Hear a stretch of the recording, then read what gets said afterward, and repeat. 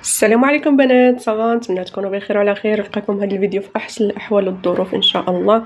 يلا نوريكم شي حاجات فنين بالنسبه للبنات اللي ما هبطوش في هذه الحراره، كيتسناو الجو شويه يبرد. غادي نوريكم شي ديور في تطوان والنواحي ديالها بحال ودلاو، وعندكم بزاف تما امسا ازلا، هادو كلهم غادي تشوفوا شي ديور الحماق، والثمن رخيص رخيص رخيص رخيص من داك الشكل. يعني ابتداء انا غنهضر لكم على الاثمنه ديال دابا في الصيف، وكيقولوا هما ليهم زعما هبطوا شويه في الجو بارد كيكونوا الاثمنه ديالهم نازلين. احنا في الطريق صورت لكم لقطات من الاوتيل اللي ارتحينا فيه لحقاش الطريق طويله. وهاد القمرة تمنوا اللي بغيتو ونحقق الاماني للجميع.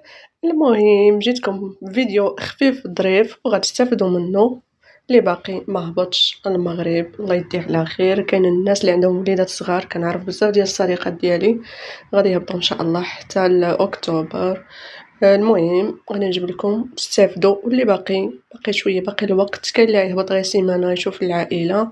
المهم جبت لكم ديور كيحمقوا زوينين بزاف، نقيين، الثمن ديالهم صراحه في متناول الجميع، وقراب للبحر بزاف. انا شويه في الطريق، تمتعوا لي مع راسكم. وغادي نقول لكم اللي كيشاهد قناتنا وقناتكم اول مره يبارطاجي مع العائله والاصدقاء باش تعمل فائده، ويتابونا باش يوصلوا كل جديد. هنا غادي نوصلوا، حنا وصلنا بالسلامه. ها هما الدويرات تشوفوهم كيفاش دايرين النقيقين ما شاء الله. المهم انا نهضر لكم على الاثمنه ديال الصيف، ونهضر لكم على الاثمنه ان شاء الله ديال الشتاء باش تديو يعني الافاده مزيانه. هادو اللي كنوريكم فيهم حتى لابسين على برا، هانتوما كما كتشوفوا. بالنسبه لهنا دابا في الصيف مثلا شهر 7 مع 8 كيتكراو 400 درهم للنهار، اوكي باش نكونوا واضحين.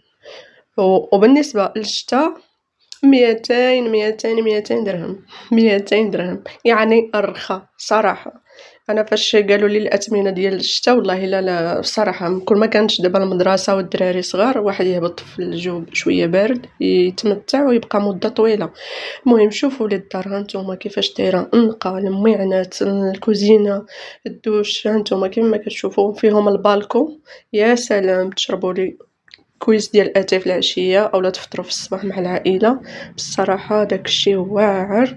وغنقول لكم من هنا بالصحه والراحه اللي مشى مسبقا. كنتمنى تستافدوا بهاد الفيديوهات اللي نزلت لكم، وهاد الدويرات الغزالين بحالكم.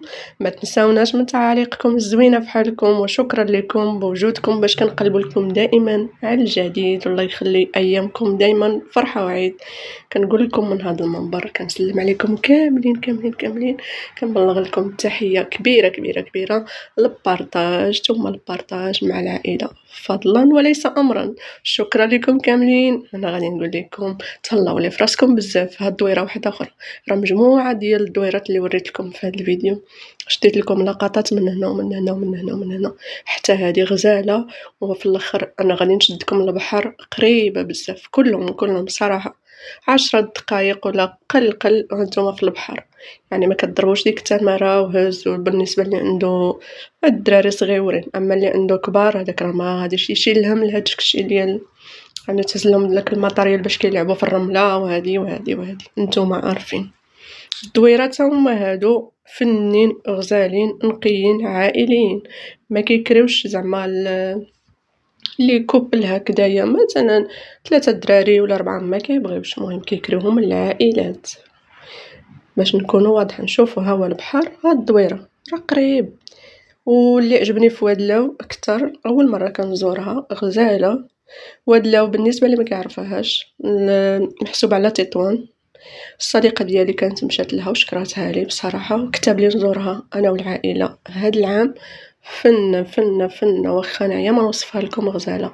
يلا تهلاو لي فراسكم، باي باي. حتى الفيديو الجاي ان شاء الله نشرح لكم بزاف.